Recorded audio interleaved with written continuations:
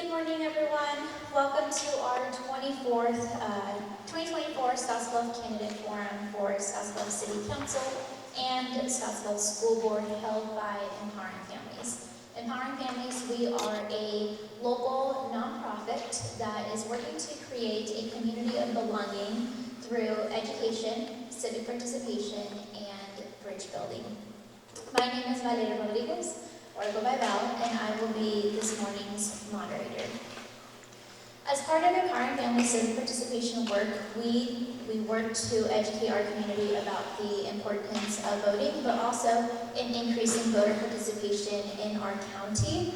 Scotts Bluff County is the third worst county in voter turnout in the state of Nebraska, and so our organization is working to change that by educating our community about the process of voting. What does that entail? From the first step on registering to vote, which today we will be able to register individuals to vote that aren't yet registered to vote, whether that be registering online, or we have paper forms where we can help you register through those forms.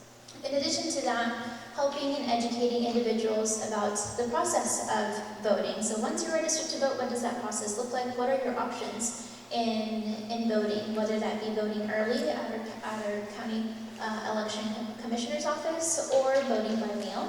And we have vote by mail applications here today where if you're interested in receiving your ballot in the mail, you can apply for that today and receive it in the mail and vote in the comfort of your home. And then in addition to that, who do you vote for, right? So that is the purpose of today's event, is getting us educated on who's going to be on that ballot and what's going to be on that ballot. So in addition to having our candidate forum today, we also produced a voter guide that has information about all the candidates in the county that are running, as well as the ballot initiatives that will be on the ballot that individuals will be able to vote on.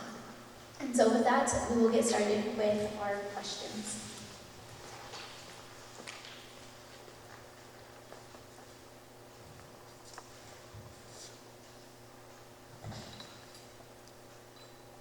So this morning we will begin with candidates running for Scottsbluff School Board.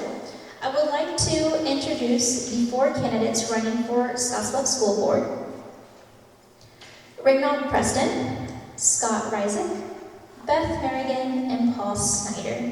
We would like to start this morning by first allowing our candidates to introduce themselves. So we will start with Reginald, and you have a microphone.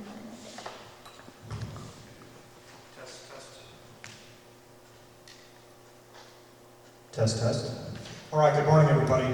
My name is Reginald Preston. Everybody calls me Reg. And thank you, Val, for your moderator efforts here this morning and helping to put this event together so that everyone can get to hear from us up here on the candidate table what our views are and how we can help specifically for us with the Scottsbluff school system. So I am a longtime resident of Scottsbluff County. I was born and raised south of Lyman on a farm. I would eventually graduate from Gearing High School and then join the Navy. I spent 20 years as a submarine officer in the Navy, as far west as Guam and as far east as Scotland, and everywhere in between. So after retiring from 20 years of service in the Navy, I decided it was time to find a new way to serve my community, and this opportunity presented itself.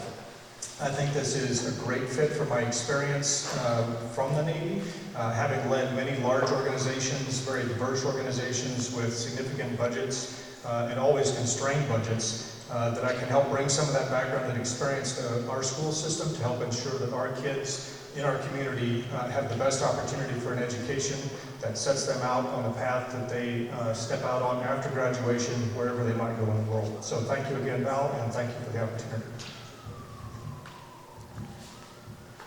Good morning. My name is Scott Reisig. So I grew up here in the Valley.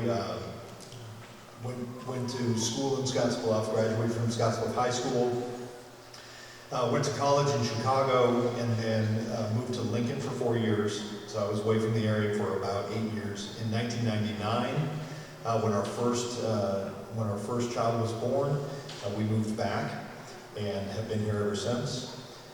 I've been appreciative of the opportunities that Scottsbluff Public Schools has afforded to me and my family. I've always loved education. My mom was a public school teacher for many, many years. My dad was a farmer here. So I've always had just a real affection and education has always been very close to my heart. I've been on the board for 4 years, and I joined the school board mostly because I wanted to give back to my community. So in those 4 years, I have been amazed to learn how much the schools do. We touch a huge number of things across our community, from our very youngest learners, all the way up to post-high school education. So I've really enjoyed my time on the board, and hopefully if the public agrees, I'd love to continue serving on. So. Good morning. My name is Beth Merrigan. I'm glad to be here this morning and to be able to answer any questions we have specifically about the school board or just generally about the election that's upcoming. I'm a mom to 4 kiddos, and that's my primary job. I'm also in the Army Reserves. I served 20 years of active service, and now I'm in the Army Reserves where I help students apply if they're interested in being in the Army or specifically going to West Point, the United States Military Academy. Service is a very important part of who I am and how I grew up.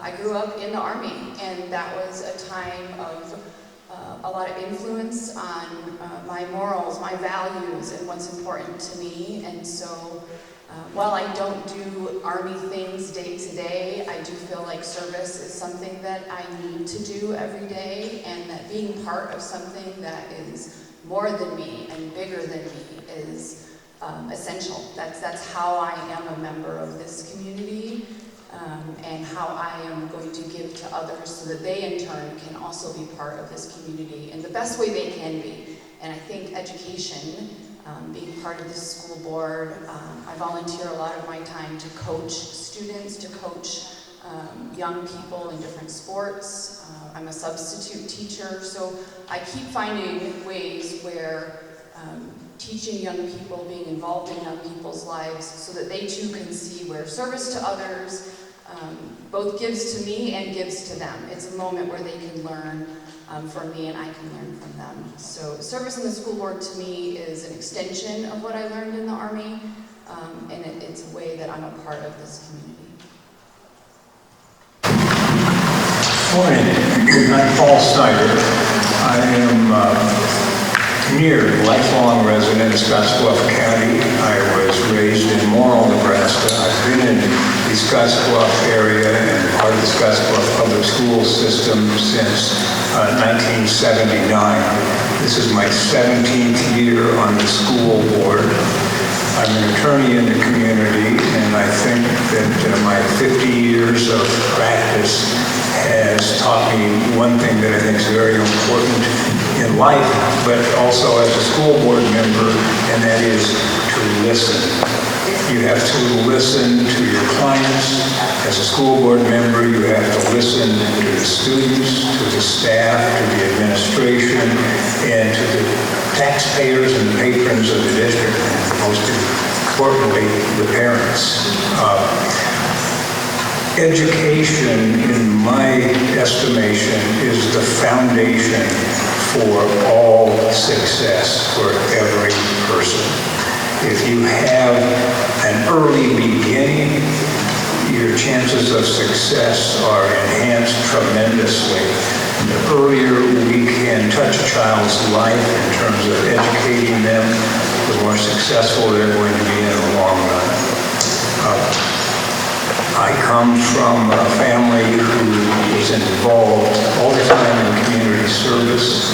I have been involved in community service from the time I got back here until today. I think it's important that we volunteer, we give of ourselves with the idea of helping others and helping others improve. Thank you. Our first question is, and each candidate will have 2 minutes to respond. The first question is, what motivated you to run for school board, and what is your vision for our Scotts Bluff community? Could you say that first part again? I couldn't quite hear you. What motivated you to run for school board, and what is your vision for our Scottsbluff community? Perfect, thank you. So what motivated me to run, like I said on the intro, was the service and the opportunity to bring experience to the board based on my background. Ultimately, it comes down to making sure that everyone in the community gets that shot that they might not otherwise have. So there are folks in the community who, if they didn't have just that one guiding hand from a teacher or a coach or a mentor, they may not go through a door that would have been open to them that could have provided a wonderful lifelong opportunity. And I can draw from my own experience. I didn't want to go to college. Didn't want to have anything to do with college. I was all done being in a classroom when I was in high school. But I had that guiding hand, and I ended up in college. And then that resulted in an entire career that I would have otherwise not had. So for the motivation side, besides bringing my own experience to bear, it's really making sure that the Scottsbluff community, the students that we have here, get that shot that I got, and that they are all entitled to, just so that they can show what they've got and get out in the world and make a difference. The second part of the question, Val? What's your vision for the Scottsbluff community? So my vision for the Scottsbluff community is first focused on that student-teacher interaction. I really think that is the absolute most important part of our schools. And as the further we get from that point of interaction, we really need to scrutinize what we're doing with our programming, just to make sure that we are efficient with our resources. There will be plenty of changes in the next 4 years at the state level, potentially with what the legislature would do with our tax base and our school funding. And I think it's important that we preserve the interactions between all of those professionals, those teachers, and our students so that we can seek those growth opportunities.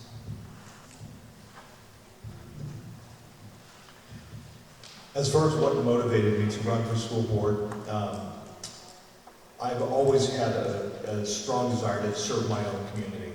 And so, similar to what you've heard from other candidates, public service was not something that I maybe had a desire to do in my early days. As I grew and matured and started to, our own kids got out of school, I found myself drawn to opportunities to serve. And so, school board for me was an opportunity. Again, education is something that I've always been passionate about. Teaching kids has always been something I've been passionate about, and I really believe that education is the path to success for every student.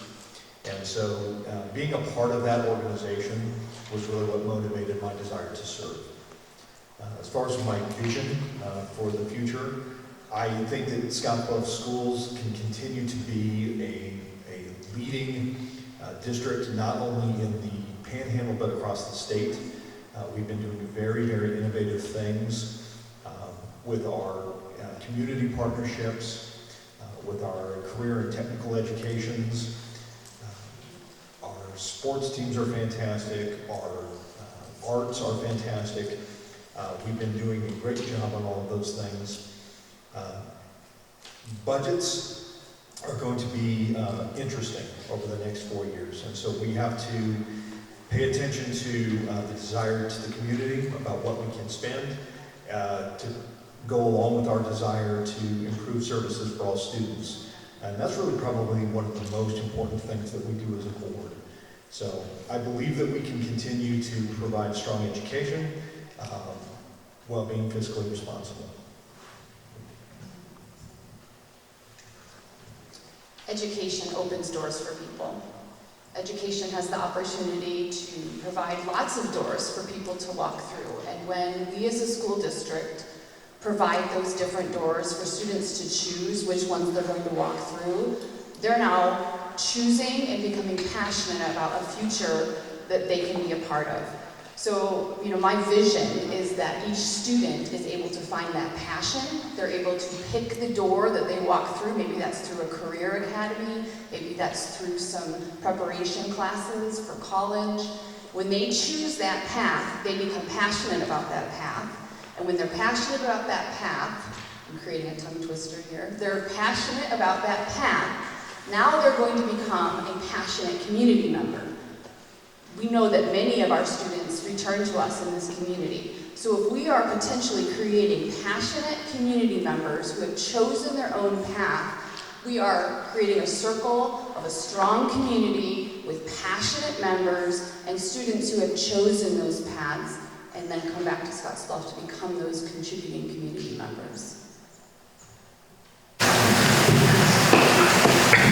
The reasons that I have in the past run for school board and am running again for school board are, number one, as I mentioned earlier, I believe in community service. I think more importantly than that, though, I had 3 children who went through the Scottsbluff Public Schools system. I had 2 stepchildren who went through the system. I have 4 grandchildren who are currently in the system. I have a daughter-in-law who teaches in the system. I have a daughter who is a mental health therapist in the system. So my family has been heavily invested in education in Scottsbluff. As a consequence, I've taken a big interest in that. My interest is simply seeing that what we provide in the way of education is the best education that we can provide. My vision is that our school system can serve every child, and every child does not have the same needs, they don't have the same goals, they don't have the same aspirations. Some want to be ready to work the day they walk across the stage at graduation. Some want to go to a trade school. Some want to go on to college. Some want to immediately go into the service and serve their country.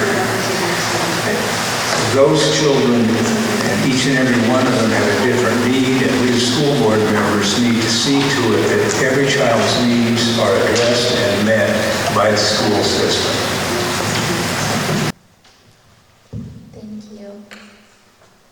Our second question is, our school district is becoming increasingly diverse, ethnically, racially, immigration status, etc. As these changes continue, how will you advocate to ensure the district's leadership and staff are culturally competent to serve all students? Yeah, thanks for that question.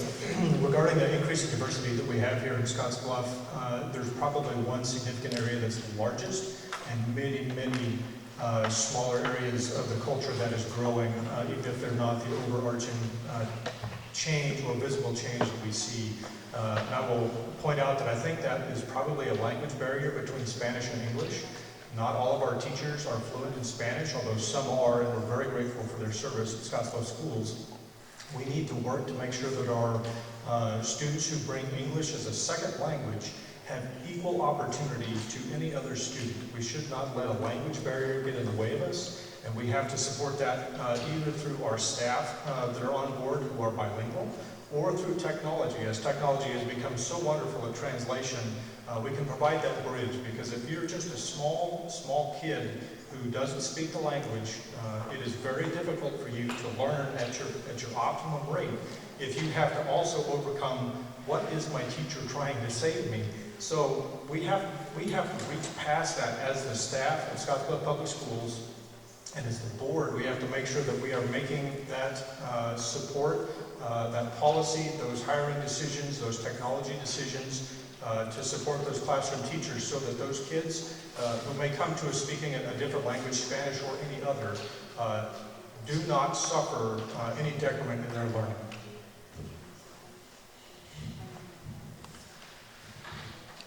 Could you repeat the question, please? Our school district is becoming increasingly diverse, ethnically, racially, immigration status, etc. As these changes continue, how will you advocate to ensure the district's leadership and staff are culturally competent to serve all students? So first of all, I would just say that I welcome the diversity that comes to our schools, and I welcome the diversity that comes to our country. I think that we all have a lot to learn from each other. and I think that that's a beautiful thing. I think that, one of the things that we've seen sitting on the curriculum committee, we have just put in place an English language curriculum for those students that don't speak English as their first language. That was actually a really exciting thing to happen. We feel that that curriculum that we chose was a better way to help integrate those students quickly into the classroom. It also allows them, we can adjust very quickly to the speed at which they learn. And so it's a very custom solution for every student, and it also allows us to integrate those students into our classrooms faster.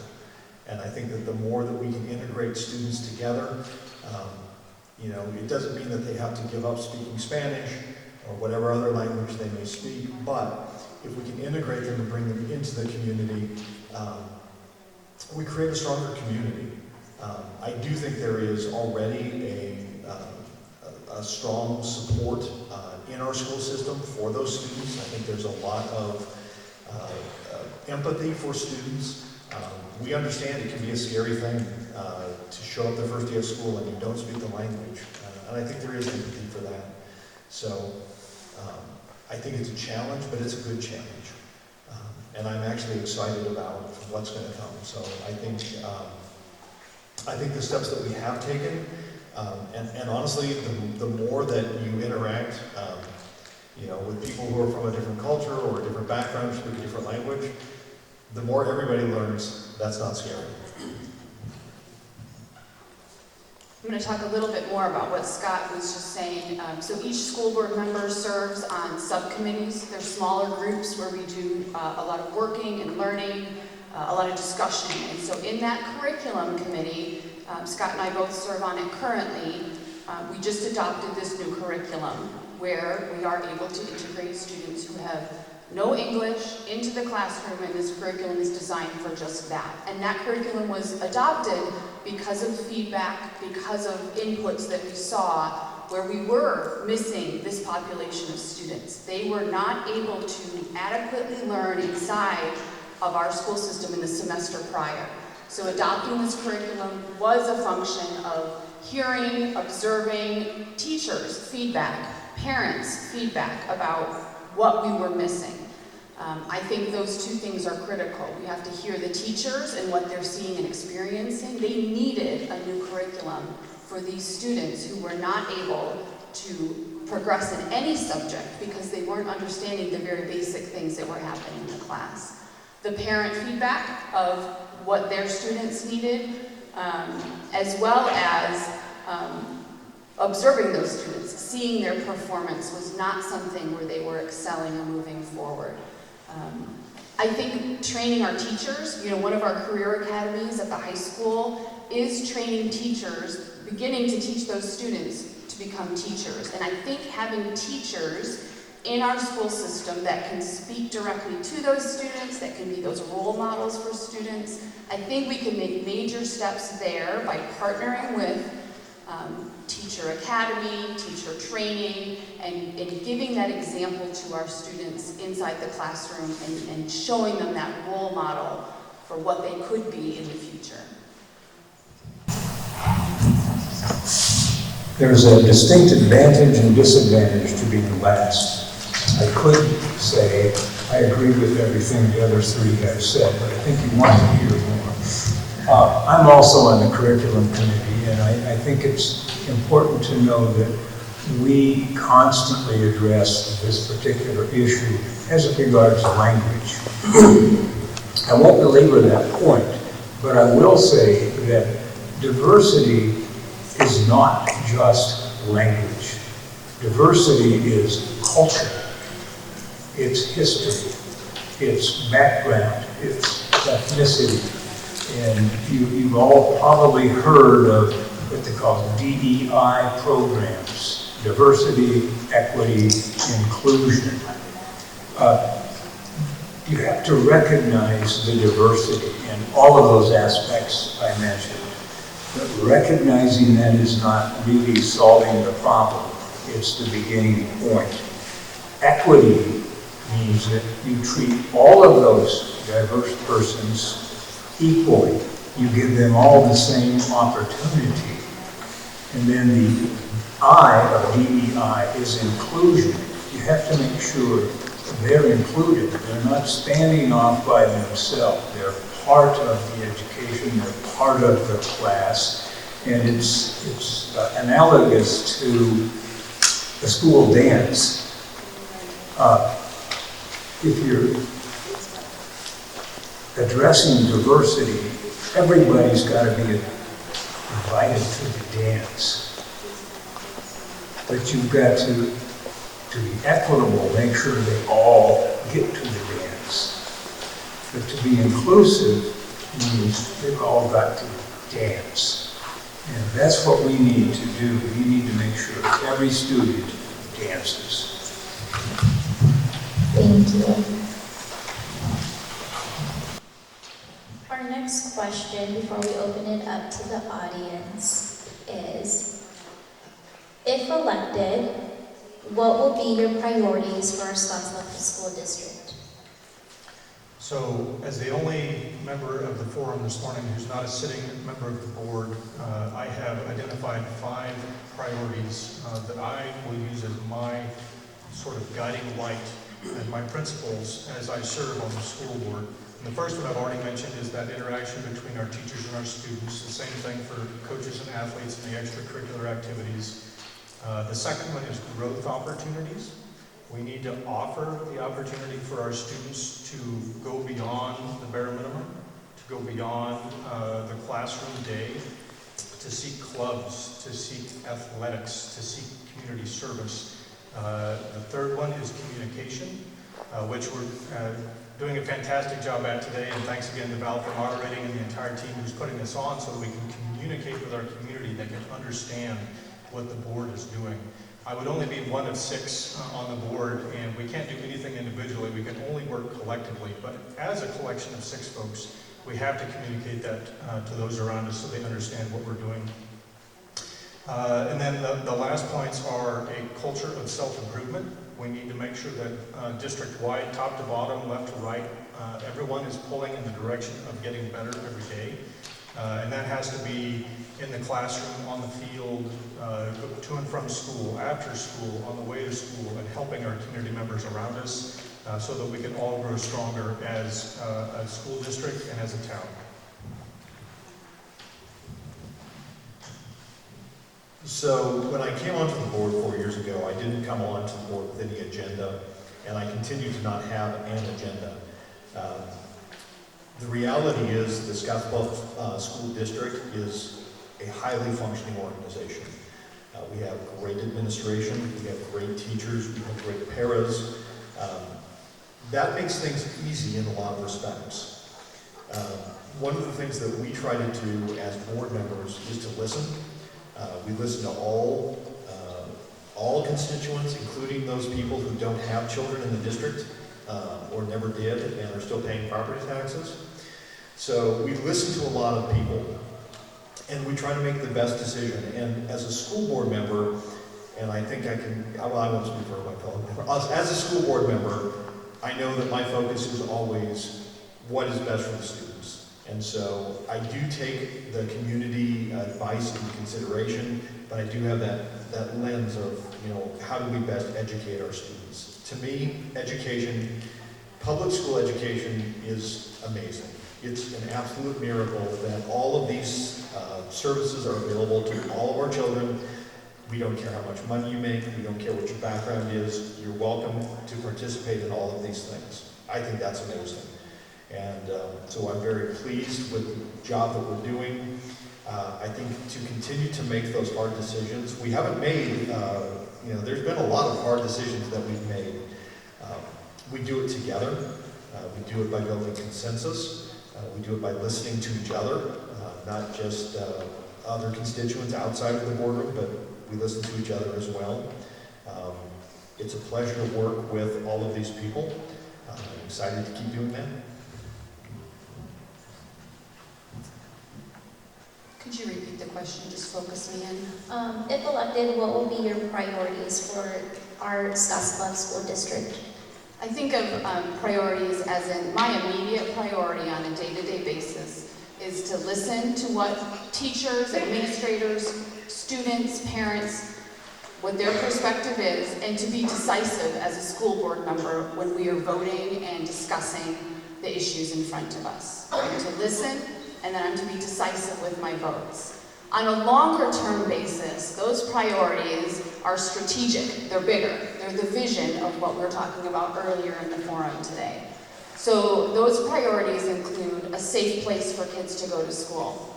Those are decisions that we make about facilities, those are decisions that we review after we have a community-wide response like we did this last week where we test our safety and our security. The mental health of our students and our teachers, that's a priority.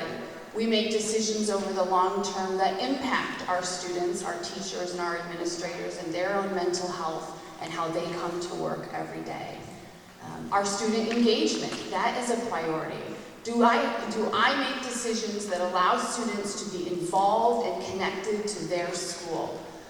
It's a priority for me because I know if a student comes to school, they can find success. A student comes to school because they're engaged in something. They come to school because they care about something. That might be the Spanish club. That might be the soccer team. And so if students are engaged, they're coming to school. And if they're coming to school, teachers are finding a way to reach them and educate them. So my priorities, I focus on day-to-day. I'm to listen and to make decisions. And then in the long term, I'm to engage students, care about the mental health of our students and our teachers, and make sure that they're going to a safe and secure school. My first priority is and has been, since I got on the school board 17 years ago, the safety of the students. We cannot educate students if they're not safe. We cannot facilitate the teachers in educating them if the teachers don't feel safe. So my first priority is always safe. Safe building, safe playgrounds, safe environment. And the safe environment goes to, in part, what Beth talked about. The mental health of our students is crucial. 17 years ago when I came on the board, we had one licensed mental health provider on our staff. Today, we have a mental health provider in every building. We have multiple mental health providers in the middle school and in the high school. And their health and their safety is my number one priority. My second is a top-notch curriculum. And that curriculum has to address the needs of every child. All their special needs, those with special needs, those with special interest. My third priority is that we need excellent administrators and teachers in order to provide that education. My fourth priority is that we need adequate building and facilities in order to, one, make those people safe, two, let those teachers do their jobs, and three, provide a learning environment that's conducive to all of our goals of addressing the needs of every child every day. Thank you. Thank you for answering our questions. And now I'd like to open it up to our audience, to any attendees. If you wrote your question on the card, you can hand it to me, or you can raise your hand and I can give you a mic.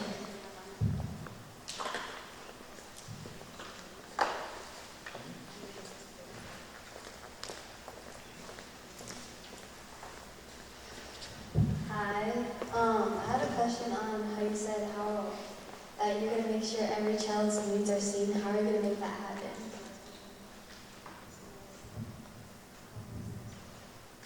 So just to make sure I understand the question, you want to know how we as a board member are making sure that all of the about 3,500 students who attend school in Scotts Bluff are seen as humans with needs for their education and to be members of the community?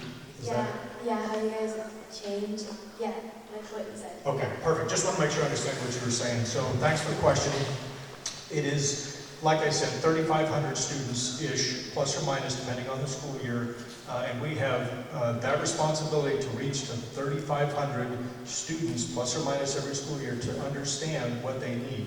We rely on our teachers to do that. Those classroom teachers are all professionals, whether they are fresh from college and getting their own education completed, or they've been in the classroom for almost 40 years, and we've got them all the way up to that level of service. So as a board member, it's incumbent upon me to make sure that I support those teachers so that they have the tools and the resources to do that. There's no other way to do it. You have to have a small group in that classroom. Nominally, we have about 20 to 30 students in a classroom, and that teacher is that first line to allow us to make sure those students are seen.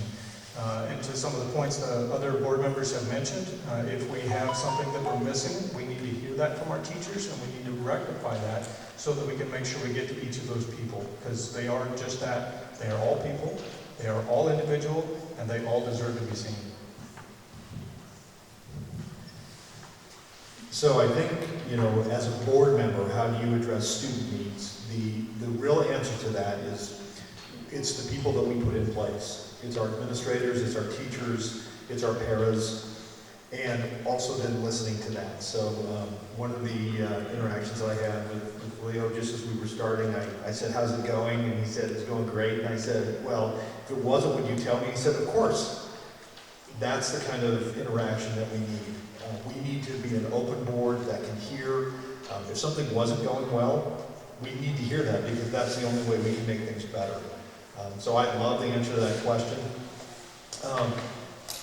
We are very open to new ideas that come to us from students as new clubs are started.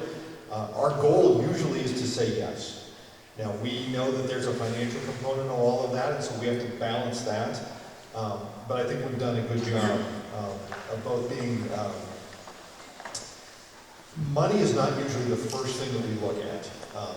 Obviously, we want to be responsible with the dollars that we spend, but we know that giving kids opportunities is really how you build a strong program. So it's a team effort, and we just try to be a very proactive member of that team. Meeting the needs of all students and all staff in Scottsbluff Public Schools is about relationships, and those strong relationships are built through conversation over time, and with that open ear to hearing what the either good or maybe bad are in those situations. So, by definition, school board members do not work for the district, right? We are not in the classroom every day. We visit the schools, and we're in there as much as we can, but we are not employees. We cannot be employees. And so the relationships that we have with administrators, and the relationships with administrators to teachers, and the relationship of teachers to students, they're all connected, right? They all just went, all right, from one person to the next. And so building relationships, spending the time, and trusting each other to give the good answer and the bad answer, and knowing that the relationship over time will get stronger. That's the way that we meet the needs of every student, and hopefully we do that every day. I think it is the goal of this school board to meet the needs of every child. How that is done is through a variety of staff members, but one thing we like to do is keep the student-teacher ratio low so that every student gets the individualized attention they need. Secondly, we need to address their mental health needs, and we provide mental health providers to do that. Thirdly, if a child needs an individual plan, there are processes available to formulate an individual plan for any student who requires that. And that then ensures that every child is getting the attention they need. Some children, and there are many in our system, absolutely need one-on-one attention every day because of their special needs. And we have bent over backwards to make sure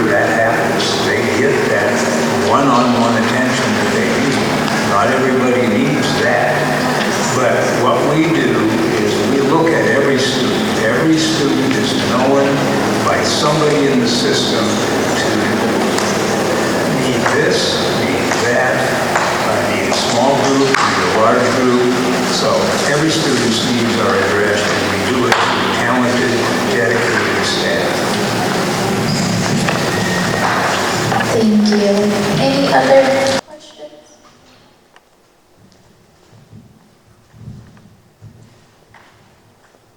How do we help kids with disabilities, mental or physical, get a fair chance at school?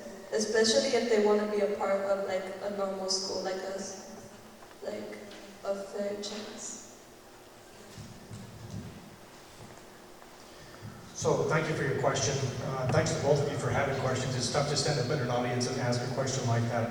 So when we have students who have maybe a physical disability or a mental disability, or as Paul was indicating, just some extra help, we have an entire system already written into the school processes that allow us to serve those kids for the individual needs that they might bring. Whether that's access to their classroom, whether that's translation services, whether that's just a little extra time to work on a project or take a test. All of that is already there, and as easy as that sounds, the hard part is making sure that it actually happens in the way that the students can benefit from it. So that goes to having a culture that seeks improvement to make sure that we're doing it the best we can. If our teachers have ideas on how to do what we do better, we have to be receptive to that. And whether that's a broad sense of being better in every classroom across the district, or being better with one student who just needs a little extra help. We have to make sure that they are empowered to go talk to their administrators, their building principals, possibly the superintendent, and possibly all the way up to the board to make sure that the resources are there if they're not already something that teachers can handle in the classroom. But going back to where you started, anyone who needs help in achieving their education, it is incumbent on us as a board to ensure those administrators and those teachers are properly supported to do that, and we fully and completely rely on them in those classrooms to make that happen for us. So I would tell you that there are already a large number of things that we're doing to integrate students with special needs into our classrooms. You know, when I went to Westmore for the first time, we have a high special needs population in an area of Westmore, and that was eye-opening to me as a board member. The level of effort and energy and resources it takes to educate some of those students is really eye-opening. At the high school, we've been recognized nationally as being an inclusive and incorporating environment. We're very proud of that. One of the coolest things that we've done is our peer para program, where students can partner with a student with special needs and go with them throughout the day. There have been some really fantastic articles written on that over the last couple of years. That's been a humongous success, both for the people on both sides of that relationship. And that really brings those kids into our classroom. I think that some of the stigma of having learning disabilities or special needs has really started to go away, and that's great. And you know, it's obviously, you know, when we talk about every child every day, that is part of what we need. And so we are trying as much as we can to bring everybody into the classroom settings, to make them feel like a part of the regular school day. I think we've been very successful in that. The trick with being so successful is sometimes it feels like, okay, we're there, we've done enough. And I think the challenge to us as a board is to continue to push to get just a little bit better. And so we're pleased with where we've gone. We're excited about the foundation that's been laid, and then the question is, can we get even better than we already are? This question is another version of talking about diversity in our schools. Each child is different, and by that, they are each going to offer a different form of diversity to our schools. And so a student who does have a special need or a different need than the student next to them, that's something that there are state programs that give us a road work to, this is how you create an individual education plan for a student. This is how you meet the needs of that student. But it also has to do with leadership, because leadership gives each member of the organization the ability and the time and the resources to be able to address that student's needs. And so diversity, inclusion, and meeting the needs of any students that have those special needs begins with the leadership of Scottsbluff Public Schools, and that includes the Board of Education, that includes the superintendent and each building principal. When we include those students and when we offer them the opportunities that allow them to thrive, then of course we become a stronger organization. Those students' needs are met, they're included, they make our organization stronger. I think one of the things that we have not talked much about today is funding. So I think we need to be honest in saying that a school district cannot be all things to all people. We would like it to be, but we can't. We do not have physicians on staff. We do not have multiple nurses in each building. But what we do is we do have referral sources, and people who have individual needs that we can't meet within the school, we can refer to places and people who can provide that service. Excuse me. Secondly, every student has the opportunity to have an individual education plan. That is one that is specifically designed to treat their needs, their special interests, their areas where they lack the development that another student might have. So that's another thing we do to address those students' needs. I think that one of the things that we don't think about often, but the school board does think about, is that not everything about school occurs in the classroom. Students with special needs need to be socially involved. They need to be able to go to the playground with the other children. They need to be able to go to the activities with other children. And our school system has taken great strides to make sure we have playgrounds that allow them to be there, to participate, that the buildings allow them to move freely about in the buildings, and that their special needs, communication-wise and physically, are met. We've got one last question over here, and in the topic of funding, how can you ensure that funds are equally distributed to all schools? For example, Roosevelt is constantly having to do fundraisers, selling enchiladas, to purchase equipment and so forth for their schools. So why isn't that funding coming from the school district, or how can funds be more equally distributed within the schools based on the needs of that school? Yeah, on the topic of fundraising, in our parent clubs that we have at every school site around us, I'll tell you, we owe a lot to every parent club, whether they're selling enchiladas or t-shirts or magazine subscriptions, it doesn't matter. They're all working to support our students. And if we have a gap that our school system is not supporting, we need to hear about that. And there's a forum for that every month with the Board of Education. They can come in and they can help us understand that. And I'll tell you, as a prospective member of the board, I want to hear it. I want to hear if we have an issue. I want to have an interaction with members of the public and our parents and our staff and our taxpayers to let us know that so that we can address that. I think the only other thing I might say is, could someone please let me know when the enchilada sale goes on so I can get some of those. But otherwise, it all comes down to making sure that voices are heard. It goes to one of the earlier questions we had. We are all a community of folks working together to educate our students. And if there's a gap somewhere, we need to hear about it so we can address it. And I would look forward to that opportunity. So I would say I don't believe that we are basically shortchanging any of our elementary schools. That feedback concerns me. When we did our elementary modernization project, we've looked at the needs of each of our schools. We started with Roosevelt. We did the first round of modernization, and we went in the second year, and we realized, there's more work to be done. We spent some additional money there to renovate the bathrooms. I was just over there on Thursday night. I think the school looks beautiful. I think they've done a nice job. We don't, when we look at our budgets, we don't separate our budgets by elementary school. When we look at curricula, we don't separate that by school. Essentially, we look at it as a district, and there are certain things where you might be apportioned a little bit more money based on the number of students or the square footage of the school.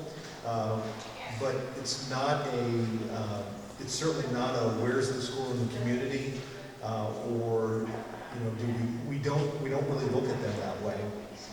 So I feel like we have done a nice job of appropriating funds for all of our elementary schools. We'll continue to do so. But certainly if you feel like we're not spending money appropriately at any school, especially Roosevelt, we would love to have that conversation. So, but I don't think that we look at it that way from a board or a budgeting perspective. Another part of the feedback that's open, sometimes it's intimidating to come and talk to the board in person. Another way community members can write us an email, and that is on the Scottsbluff Public School District website. There's a spot where you can write to the board, and your email goes directly to us. It's not filtered through any administrator or any other person. So if there is a feedback like that you want to go directly to all 6 board members, that's available, and you don't have to stand in public with a microphone. The budgeting process is, it's months long where we look at the funds available, what we will have as a district, and then part of that is controlled through the board and the budgeting process. And then another portion is given directly to each building. And so those funds are up for the principal, the assistant principal, and their staff to determine what is best used, how are those funds best used. So there's a couple different layers in our budgeting process and where those decisions are made. So if that shortfall feels like it's happening at an elementary school or a school that you're involved in, that can be addressed first at the district level, where we as a board determine some of those funds. It could be something that is the principal is addressing with his or her funds, and perhaps it was just something that the teachers determined was a bonus or an extra thing that they wanted to incorporate into the school. But that's the layers of the budget and where people determine the funds that are spent for your school. One thing I can tell you with 100% confidence is that there has never been a decision made by the Scotts Bluff School Board in the 17 years that I have been there that was designed to be preferential towards any of the various schools in the town. This may come as a surprise to you, but the per pupil money expended in the Roosevelt School is the highest amount in the school district. That includes the high school, the middle school, and all of the in-town schools. One of the things that generates the amount of money spent on a particular school is, first of all, 70% of the budget goes to staff. The other 30% varies, but it's influenced greatly by the age of the building. And the older buildings need more maintenance, more upkeep, so as a consequence, more money is spent per pupil at Roosevelt than the other schools because it's one of the oldest schools. But when we went about the grade school renovation projects, there was a reason why Roosevelt was treated first with regard to playground and with regard to renovations, and that's because it's an old building. It needed it the most.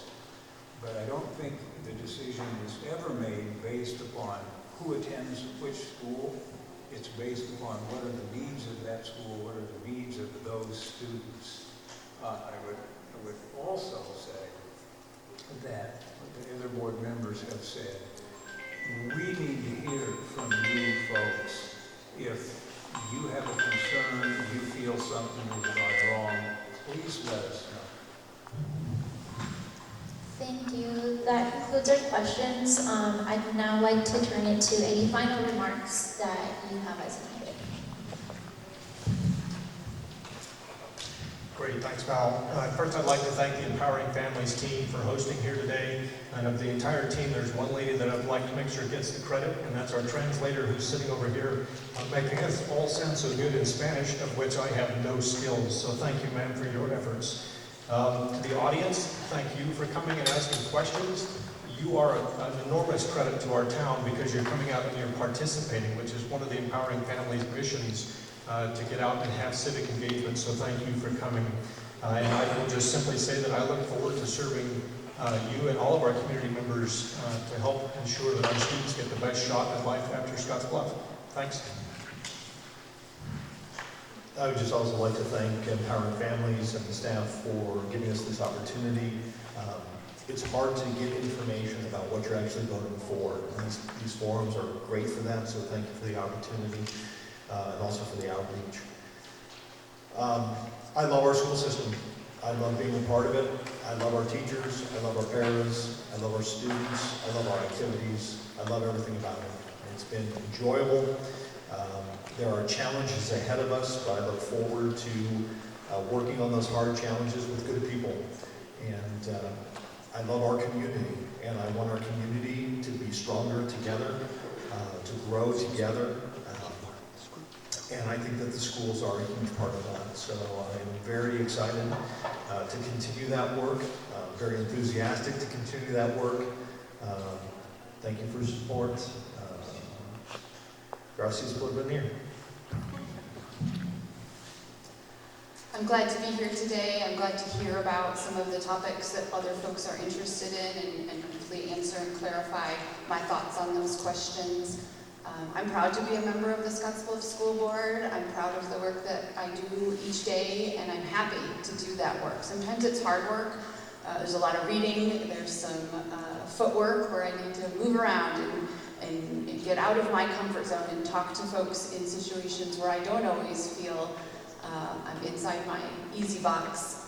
But I'm glad to do that work. It's work that I feel passionate about. It's work that I feel gives to others and gives to our community. And so I would be proud to be a member of the Scottsbluff School Board again. Thank you, Empowering Families and Guadalupe Center for hosting this. We've got 4 excellent candidates for school board sitting here. And I will tell you in all honesty, if the other 3 were elected, I would feel good about our school board. But I do want to continue my service to the school board.